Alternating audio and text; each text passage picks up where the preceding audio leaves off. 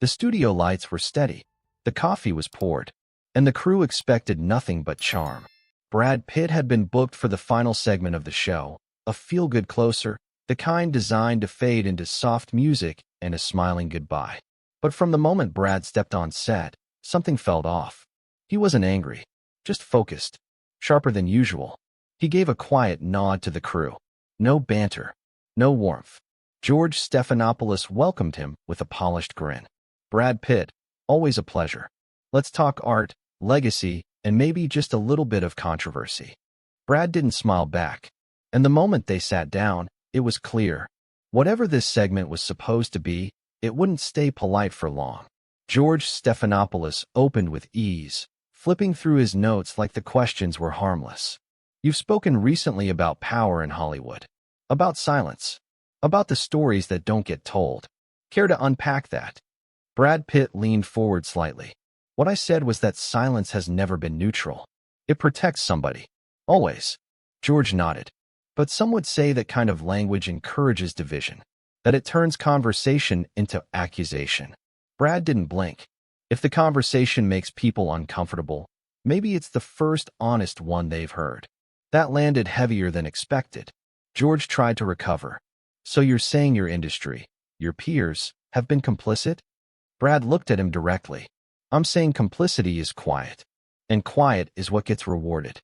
The room didn't stir, because everyone felt the shift, and George knew if he didn't redirect soon, he was going to lose control of the room. George Stephanopoulos sat up straighter, his voice tightening. Brad, you've had decades of success. Some would argue you've benefited from that same silence. Why speak now? Brad Pitt didn't look defensive, just clear.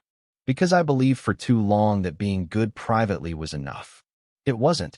George pressed. So are you trying to atone, or are you pointing fingers? Brad didn't flinch. I'm not pointing. I'm naming. If we only speak when it costs nothing, then we're just whispering for approval. A few quiet breaths passed through the studio. George leaned forward. Some say actors shouldn't lecture. That people tune in for escape, not judgment. Brad's reply was soft. Then they've mistaken acting for pretending. And I've done pretending long enough. It didn't sound rehearsed. It sounded lived. And for the first time, George looked like he wasn't sure what question came next. George Stephanopoulos glanced off camera, as if searching for a lifeline. But no one on the production team moved. Everyone understood now. This wasn't just an interview. It was a reckoning. He turned back. Brad, are you saying the industry is broken? Brad Pitt's voice didn't rise. I'm saying it's quiet in all the wrong places. We celebrate vulnerability on screen, then punish it in real life. George hesitated. You realize that sounds like an indictment of the people who've worked beside you for years. Brad nodded. It is. The words didn't echo. They landed. Flat. Heavy. Unapologetic. George tried to find his footing. Then what's your goal here? A statement? A shift in the narrative? Brad answered without blinking. The goal is to stop smiling through rot just because the lights are on. And for a moment, even the blinking cameras felt too loud. George Stephanopoulos leaned back in his chair, hands folded tight. So what do you want people to take from this? That the whole system is fake? Brad Pitt shook his head slowly. Not fake, just staged. People play their roles, protect their corners, and call it integrity. George tried to soften the tension. You're speaking in broad strokes, Brad. Can you be specific? Brad didn't hesitate. Specific? Okay. When someone tells the truth too early, they're called difficult. When they wait too long, they're called brave. Either way, the system profits off their silence. The room was still. George narrowed his eyes. You've said a lot without naming names. What? Brad looked directly at him. Because it's not about names. It's about patterns.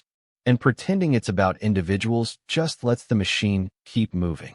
That sentence wasn't loud, but it was final. Because Brad Pitt hadn't come to be liked. He had come to be heard.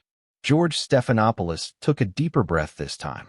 The usual rhythm of the interview was gone. His voice dropped slightly. You realize some people will say this is a stunt, that you're leveraging outrage to stay relevant. Brad Pitt didn't blink. I stayed quiet for 30 years. If I wanted relevance, I would have played along. George leaned in. Then what broke your silence? Brad's eyes didn't shift. A friend. A name no one will remember. Fired for telling the truth in a room where truth wasn't profitable. I said nothing when it happened, and I've regretted that every day since.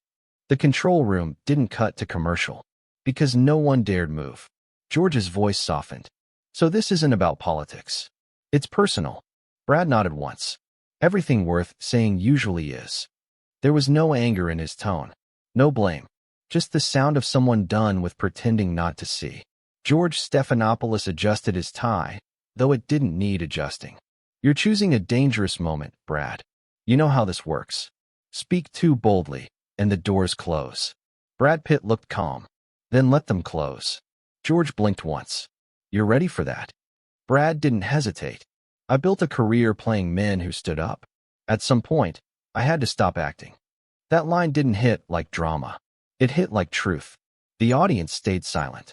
Phones were down. No one was reaching for applause. George glanced at his final card, then set it down untouched. So what happens now? Brad stood. He didn't storm out. He didn't gesture. He simply stood.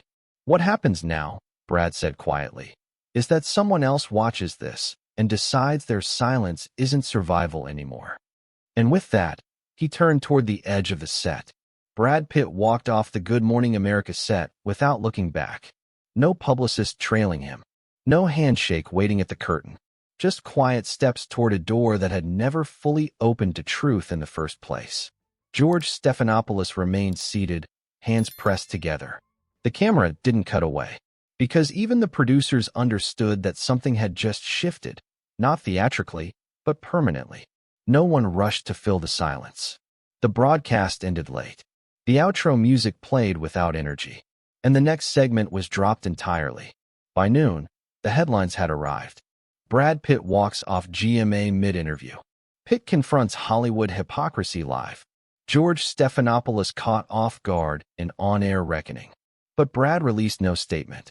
There was nothing to clarify, because he hadn't spoken for headlines. He had spoken to be free, and the silence that followed, it didn't cancel him. It cleared the air. By evening, the internet had split into two camps. One side called it brave. The other called it calculated. But the people paying attention weren't debating the headlines. They were replaying the silence. Brad Pitt hadn't shouted. He hadn't accused. He had done something far harder. He had told the truth without trying to be liked for it. And that was what made it stick. Clips of the interview spread with no editing needed. No dramatic music. No bold captions. Just Brad, sitting still, refusing to soften the edges of what he knew. Good Morning America aired the next morning like nothing had happened. A lighter guest. A softer topic. But something was missing, not in the set, but in the air. Trust, once cracked, doesn't rebuild on command. And behind the scenes, the staff knew. This wasn't just a segment that went off script. It was the moment the script stopped working.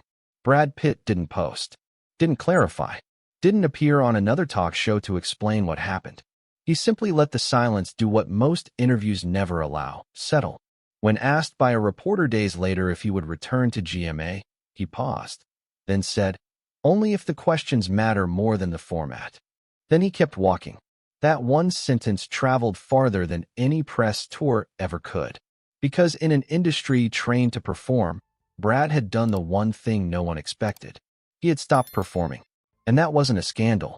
It was a signal. A reminder that not every truth has to be polished. Not every voice has to be pleasing.